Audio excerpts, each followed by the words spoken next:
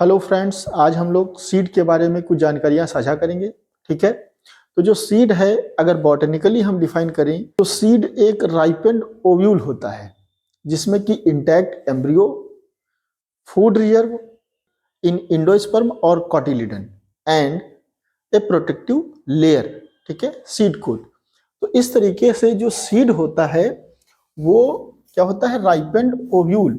Seed is a ripened ovule that has intact embryo, food reserve in endosperm or cotyledon and a protective layer, seed coat। ठीक है, ये जो definition लिखी हुई है ये बॉटनिकली लिखी हुई है। ठीक है, तो बॉटनिकली हम जो है सीड को डिफाइन करते हैं कि सीड एक राइपेंड ओव्यूल है जिसमें कि इंटैक्ट एम्ब्रियो और फूड रिजर्व और प्रोटेक्टिव लेयर मतलब सीड कोट होती है। ठीक है, जबकि सीड साइंस की लैंग्वेज में अगर हम देखें तो प्लांट का कोई भी पार्ट जो कि प्रोपेगेशन के पर्पस के लिए यूज होता है, मतलब नए प्लांट्स को रिप्रोड्यूस करने के लिए यूज होता है, तो उसको हम सीड बोलते हैं। इस तरीके से जो सीड है वो स्टेम भी हो सकता है, लीफ भी हो सकता है, बल्ब हो सकता है, ट्यूबर हो सकता है, कुछ भी हो सकता है। ठीक है, कोई भी प्लांट पार्ट जो कि हम रिप्रोडक्शन के लिए यूज करेंगे वो क्या है? सीड है, in language of seed science and technology. ठीक है,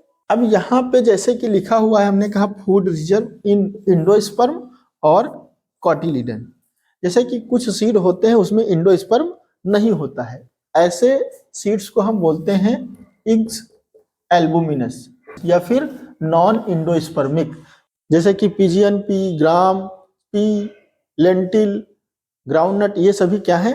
इग्स एल्बुमिनस सीड है। ठीक है, इनमें इंडोस्पर्म नहीं होता है।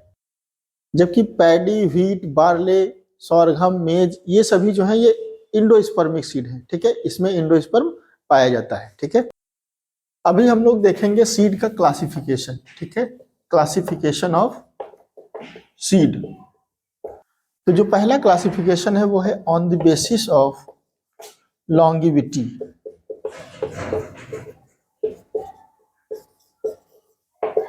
ठीक है, लॉन्गिविटी के बेस पे हम सीड्स को 3 पार्ट में डिवाइड कर सकते हैं।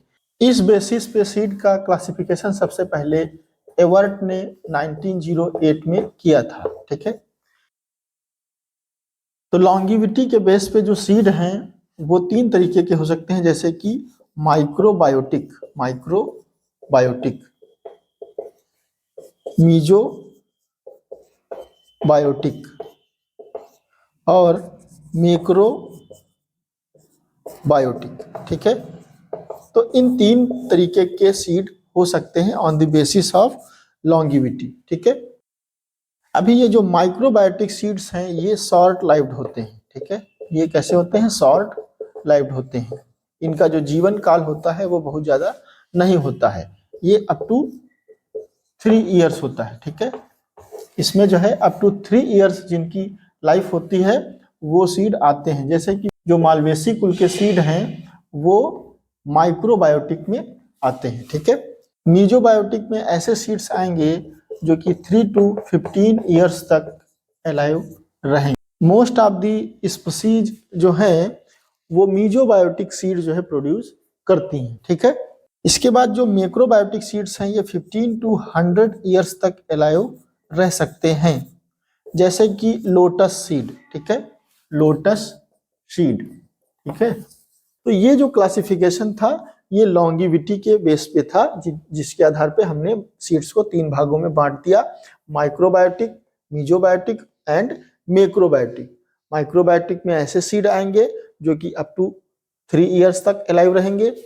मीजोबायोटिक में ऐसे सीड आएंगे जो कि 3 to 15 इयर्स तक अलाइव रहेंगे। मैक्रोबायोटिक में ऐसे सीड आएंगे जो कि 15 to 100 इयर्स तक अलाइव रहेंगे।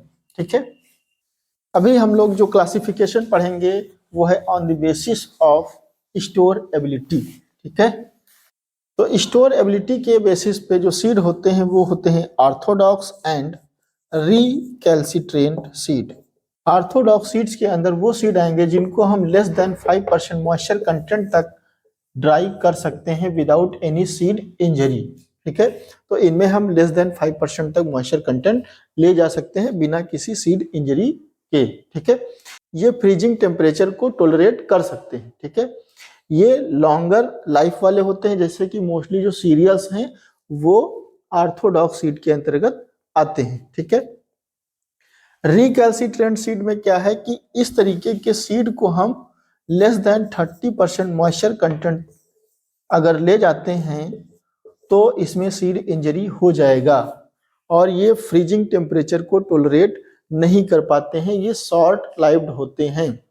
रिकैल्सिट्रेंट सीड को हम बहुत ज्यादा दिनों तक स्टोर नहीं कर सकते हैं, ये शॉर्ट लाइव्ड होते हैं। ठीक है, जैसे कि मोस्टली जो हॉर्टिकल्चरल क्रॉप्स हैं उनके जो सीड हैं ये रिकैल्सिट्रेंट सीड में आते हैं, जैसे मैंगो, कोकोआ, रबर, इस तरीके से जैक फ्रूट, ये सभी किसमें आते हैं? रिकैल्सिट्रेंट सीड में आते हैं। जबकि ऑर्थोडॉक्स सीड में जो कि लेग्यूम्स हैं हमारी, जो कि सीरियल्स हैं, ये सभी जो है ऑर्थोडॉक्स सीड में आते हैं। इनको हम बहुत ही लॉन्ग ड्यूरेशन तक स्टोर कर सकते हैं। ठीक है, अभी जो सीड मल्टीप्लिकेशन सिस्टम है उस बेसिस पे सीड कई प्रकार के हो सकते हैं। सीड मल्टीप्लिकेशन जो सिस्टम है, मल्टीप्लिकेशन सिस्टम, इस बेसिस पे सीड कई तरीके के हो सकते हैं, जैसे कि न्यूक्लियस सीड। ये जो न्यूक्लियस सीड है ये ब्रीडर के द्वारा प्रोड्यूस किया जाता है, प्रोड्यूस बाय ब्रीडर। ठीक है, ये एक्सपेरिमेंटल फील्ड पे प्रोड्यूस किया जाता है। ठीक है, एक्सपेरिमेंटल फील्ड पे प्रोड्यूस किया जाता है। इसमें 100% जेनेटिक प्योरिटी और 100% फिजिकल प्योरिटी होती है। ठीक है, इसके लिए सर्टिफिकेशन रिक्वायर्ड नहीं होता है। ठीक है, इसका सर्टिफिकेशन नहीं होता है और इसके लिए किसी प्रकार के लेबल या फिर टैग की जरूरत नहीं होती है। ठीक है, अभी न्यूक्लियस सीड के बाद जो कैटेगरी है वो है ब्रीडर सीड की। ठीक है, ये जो ब्रीडर सीड है ये प्रोजनी होती है न्यूक्लियस सीड की। ठीक है, ये न्यूक्लियस सीड की ही प्रोजनी है। इसके लिए भी जेनेटिक और फिजिकल प्योरिटी 100% रिकमेंड की गई है। ठीक है, ये भी एक्सपेरिमेंटल फील्ड पे ही प्रोड्यूस किया जाएगा। ठीक है, एक्सपेरिमेंटल फील्ड पे ही प्रोड्यूस किया जाएगा और ब्रीडर की सुपरविजन में प्रोड्यूस किया जाएगा। ठीक है, ब्रीडर की सुपरविजन में प्रोड्यूस किया जाएगा।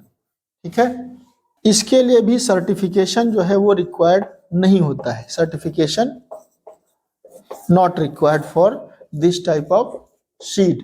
ठीक है, इसके लिए भी सर्टिफिकेशन रिक्वायर्ड नहीं होता है। अच्छा, इसका जो सीड प्रोडक्शन प्लॉट है या फील्ड है ये जो है मॉनिटरिंग टीम के द्वारा विजिट किया जाता है, जिसमें कि original seed breeder, 1 representative from NSC and 1 representative from SSCA, state seed certification agency. तो इतने लोगों की टीम होती है जो कि इसको मॉनिटर करती है। ठीक है, अभी ब्रीडर सीड के लिए जो टैग यूज किया जाता है उसका कलर होता है गोल्डन येलो। ठीक है, गोल्डन येलो। इसका जो टैग साइज होता है वो 12x6 सेंटीमीटर होता है। ठीक है, इसका जो टैग साइज होता है वो 12x6 सेंटीमीटर होता है। ठीक है, ब्रीडर सीड के बाद जो नेक्स्ट कैटेगरी है वो है फाउंडेशन सीड। ठीक है, वो क्या है? Foundation seed.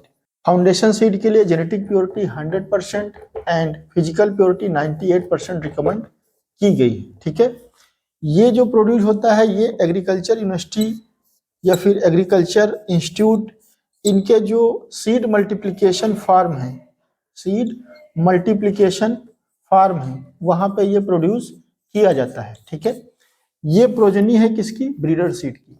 ये ब्रीडर सीड की प्रोजनी है फाउंडेशन सीड। ठीक है, फाउंडेशन सीड के लिए सर्टिफिकेशन रिक्वायर्ड होता है। ठीक है, फाउंडेशन सीड स्टेज फर्स्ट भी हो सकता है, फाउंडेशन सीड स्टेज सेकंड भी हो सकता है। ठीक है, तो इसकी 2 स्टेजेस हो सकती हैं। ठीक है, फाउंडेशन सीड जो है ये नेशनल सीड कॉर्पोरेशन के द्वारा प्रोड्यूस किया जाता है under supervision of research scientist and expert from national seed corporation. ठीक है, इसके लिए जो टैग कलर यूज होता है वो होता है व्हाइट। ठीक है, टैग का जो साइज होता है वो होता है 15x7.5 सेंटीमीटर। ठीक है, लेबल जो इसके लिए यूज होता है वो होता है ओपेलाइन ग्रीन, ओपेलाइन ग्रीन। ठीक है, इसका साइज होता है 12x6 सेंटीमीटर। ठीक है, तो टैग का size 15x7.5 centimetre and label का साइज 12x6 सेंटीमीटर। ठीक है, फाउंडेशन सीड के बाद जो नेक्स्ट कैटेगरी है वो है रजिस्टर्ड सीड, ठीक है, रजिस्टर्ड सीड। हालांकि ये हमारे यहाँ प्रोड्यूस नहीं किया जाता है, ये केवल ओनली अमेरिका में प्रोड्यूस किया जाता है, ठीक है, ये अपने यहाँ इंडिया में प्रोड्यूस नहीं किया जाता है, ठीक है। इसके लिए जो टैग यूज होता है उसका कलर होता है पर्पल, ठीक है, पर्पल या फिर ऑरेंज।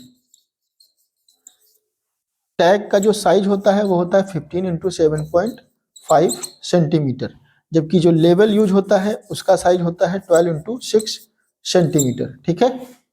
अभी सीड मल्टीप्लिकेशन के बेसिस पे जो लास्ट सीड है वो है सर्टिफाइड सीड, ठीक है, सर्टिफाइड सीड। सर्टिफाइड सीड जो है ये प्रोजनी किसकी है, फाउंडेशन सीड की, या फिर रजिस्टर्ड सीड की, ठीक है। तो ये प्रोजनी किसकी है, फाउंडेशन सीड या फिर रजिस्टर्ड सीड की। क्योंकि अपने यहाँ रजिस्टर्ड सीड प्रोड्यूस होता नहीं है तो अपने यहाँ ये जो प्रोजनी किसकी है, फाउंडेशन सीड की, ठीक है। तो certified seed is a progeny of foundation seed. इसके लिए सर्टिफिकेशन की रिक्वायरमेंट होती है, ठीक है। इसका जो प्रोडक्शन है वो प्रोग्रेसिव फार्मर्स के द्वारा किया जाता है under the supervision of state seed certification inspector, जो कि SSCA से आता है, ठीक है। इसका प्रोडक्शन NSC के द्वारा भी किया जा सकता है अगर रिक्वायरमेंट पड़ती है, ठीक है। इसके लिए जो टैग यूज होता है उसका कलर होता है एज्योर ब्लू, ठीक है, एज्योर ब्लू, ठीक है। इसके टैग का साइज होता है 15 × 7.5। लेबल जो यूज होता है उसका साइज होता है 12 × 6 सेंटीमीटर, ठीक है। लेबल का कलर होता है ओपेलाइन ग्रीन, ठीक है। इसके लिए जेनेटिक प्योरिटी 100% और फिजिकल प्योरिटी 98% रिकमेंड की गई, ठीक है। जो सीड फार्मर्स को कमर्शियल लेवल पे प्रोडक्शन के लिए दिया जाता है वो यही सीड होता है, सर्टिफाइड सीड, ठीक है। अच्छा, इन सीड के अतिरिक्त एक दूसरा सीड होता है ट्रूथफुली लेबल्ड सीड, ठीक है, ट्रूथफुली लेबल्ड सीड। ये क्या होता है, कभी कभी क्या होता है कि जो फार्मर्स हैं या फिर प्राइवेट सीड कंपनियां हैं, ये स्टेट सीड सर्टिफिकेशन एजेंसी या फिर नेशनल सीड कारपोरेशन इससे सर्टिफिकेशन बिना लिए, इसके बिना सुपरविजन किए ये जो है सीड को प्रोड्यूस करते हैं। लेकिन ये जो स्टैंडर्ड निर्धारित किया गया है कि जेनेटिक प्योरिटी इतनी होनी चाहिए, फिजिकल प्योरिटी इतनी होनी चाहिए, इन सभी को फॉलो करते हुए तो इस तरीके के सीड को हम बोलते हैं ट्रूथफुली लेबल्ड सीड। तो इनको सर्टिफिकेट नहीं मिलता है, लेकिन ये जो सीड होता है ये स्टैंडर्ड जो निर्धारित किए गए हैं स्टेट सीड सर्टिफिकेशन एजेंसी या फिर नेशनल सीड कारपोरेशन के द्वारा, उसको ध्यान में रख करके ही प्रोड्यूस किया जाता है, ठीक है। तो इसको, इस तरीके के सीड को हम बोलते हैं ट्रूथफुली लेबल्ड सीड। तो इस तरीके से हमने सीड को समझा और सीड के डिफरेंट टाइप्स को भी समझा, ठीक है। देखिए, अगर आपको ये वीडियो अच्छा लगता है तो इस वीडियो को लाइक करें। अगर आप चाहते हैं हम इसी तरीके के वीडियो आपके लिए रेगुलर लाते रहें तो कमेंट बॉक्स में आप जरूर बताएं कि हमको इसी तरीके के वीडियो चाहिए, ठीक है। अगर आपको लगता है कि वीडियो में कोई इंप्रूवमेंट होना चाहिए तो उसे भी आप एज ए सजेशन बताइए, ठीक है। तो आज के लिए बस इतना ही, मिलते हैं नेक्स्ट वीडियो में। Thank you very much for listening.